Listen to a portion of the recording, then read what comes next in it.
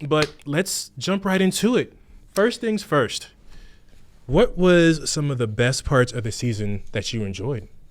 Well, first of all, my favorite part of the season was getting to do the show with you, Justin. Oh, stop it. Come on. This guy. Come on. That was my favorite part. But for the general Bears fan, my favorite part of the season was seeing the positive aspects of Caleb Williams' game. Yeah. You know, he wasn't, as many rookie quarterbacks are, he wasn't consistent week in through week out. Mm-hmm. He wasn't breaking records or whatever. But you saw a lot of flashes. I think we've already seen more from Caleb Williams than we did with Justin Fields, than we did with Mitchell Trubisky. Mm-hmm. And so for that, I am very happy. That was my main priority for the season, was to see Caleb grow, was to see the talent, was to see the ability.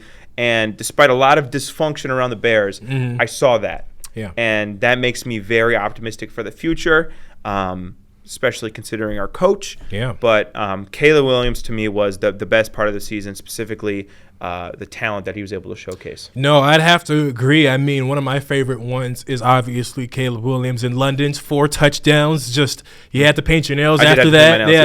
That was really fun. Yeah. But yeah, it's just something that, like, his whole season has been electric. And unfortunately, obviously, Jaden Daniels had a better record, so it probably he had an all-time rookie year. He had an all-time rookie year. Later on, I'll get into the stat comparison because they were actually pretty close in yards and touchdowns, interceptions. But yeah, another honorable mention was our first home game. What a defensive matchup that was. That was great. I was at that game. Tyreek Stevenson running down the sideline on the pick six. Yeah. That was pretty electric, I will say. That was pretty electric. Yeah. Now, Justin, as optimistic as we could be, and we could talk about some of the good things. Yeah. There was a lot of bad. Mm-hmm. We went 4-13. Yeah. We ended up at one point losing, I believe it was 10 straight games. Yeah. What were some of the worst parts of the season?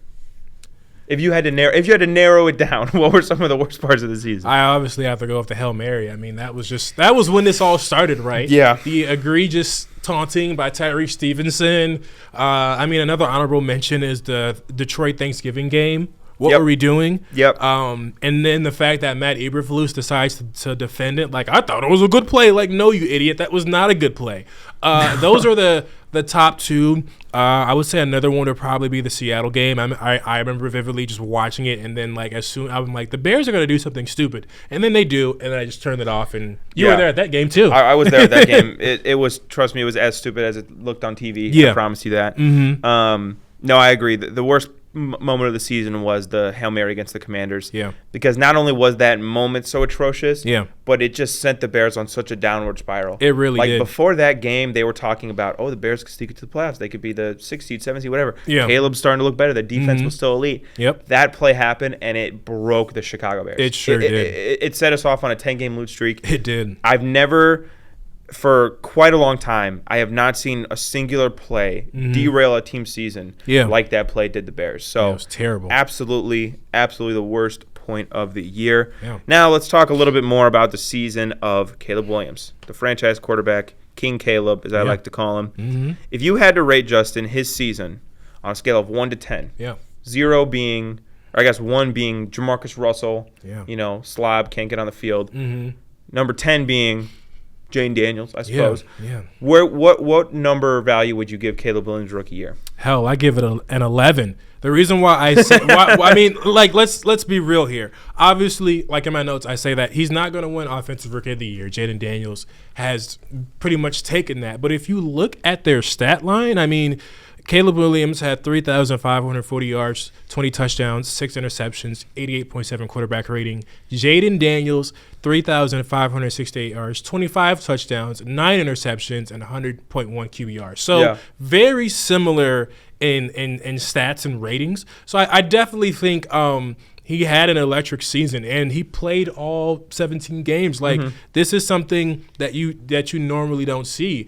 And another fun fact that I did some research last night on, according to StatMuse, Caleb Williams has the 3rd lowest interception percentage by a rookie, and he's played all 17 games, right behind C.J. Stroud. And I want you to guess who's number 1. Rookie quarterback, low interception rate. Certainly wasn't Peyton Manning. No, not for. Is this a guy that the general audience would know? Yeah, he's still playing. He's on the active team, starting quarterback. Aaron Rodgers. Nope. I would say, I'll give you a hint. He's in the NFC East. Dak? Yeah, Dak Prescott. Wow. Yeah. Dak did have a great rookie year. Yeah, he had a phenomenal Yeah, he rookie did. year, and then Yeah. the rest of his career just went to garbage. But Well, he was second in MVP last year. yeah. But I'm not gonna stop you from Listen, crapping on the Cowboys. Listen, so. we might be a Bears talk show, but any sneak diss to the Cowboys or Jerry Absolutely. Jones, Absolutely. we're all for it. How about them boys? How about them boys? But yeah, no, I mean it.